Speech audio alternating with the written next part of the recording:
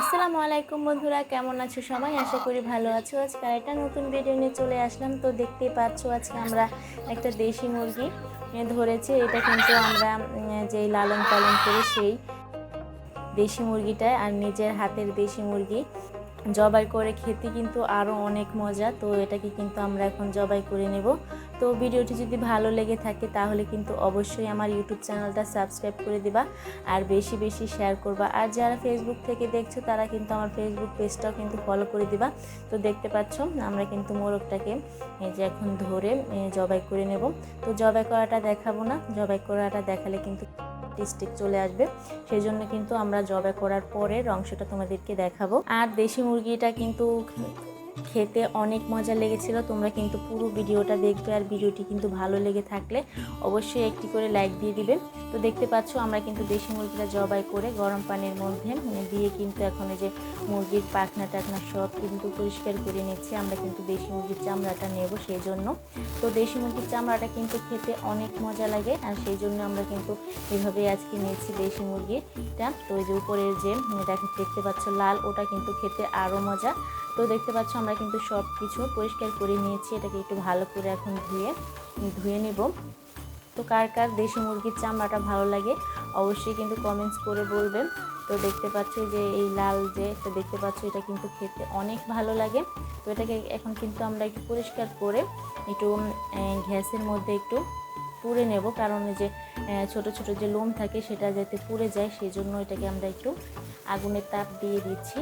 তো যারা গ্রামে থাকো তারা কিন্তু আগে দেখেছিলে খ্যার দিয়ে কিন্তু দেশি মুরগিটাকে পোড়ানো হয়।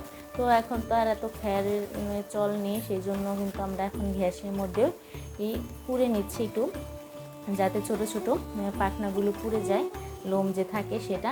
তো দেখতে পাচ্ছ আমি কিন্তু সুন্দর করে পরিষ্কার করে পুড়ে নিয়েছি। তো এখন কিন্তু আমি এটা সুন্দর করে কেটে নেব। তো প্রথমে আমি কিন্তু পাউটা কেটে নিয়েছি।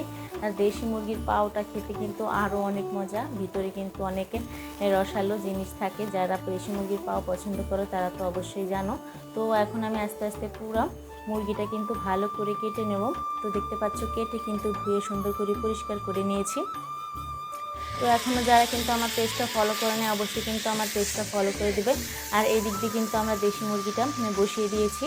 তো এখানে কিন্তু আমরা আদা রসুন বাটা, হলুদ গুঁড়ি, মরিচের গুঁড়া, আর গরম মশলা, আর আর এখানে দিয়ে দিয়েছি তেজপাতা, দারচিনি, এলাচ সব দিয়ে কিন্তু এখানে ভালো করে মিশিয়ে নিয়েছি। তো সব পরিমাণ মতন দিয়ে কিন্তু এখানে ভালো করে মিশিয়ে নিয়েছি।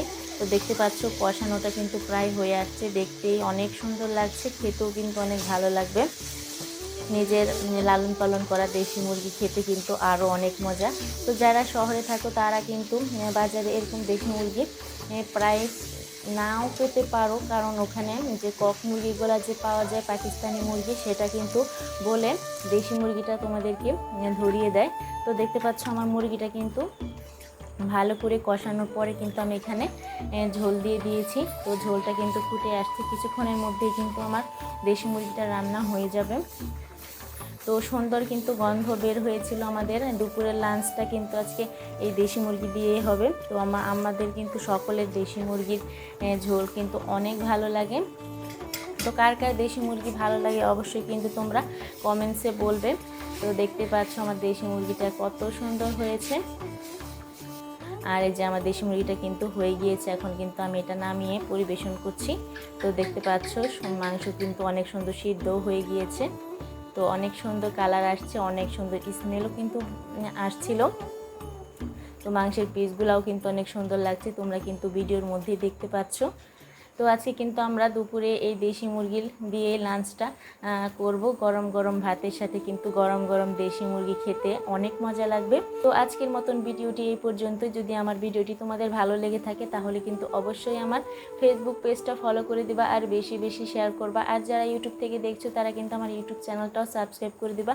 তো আজকের মতন এই পর্যন্তই, ধন্যবাদ, আল্লাহ হাফেজ।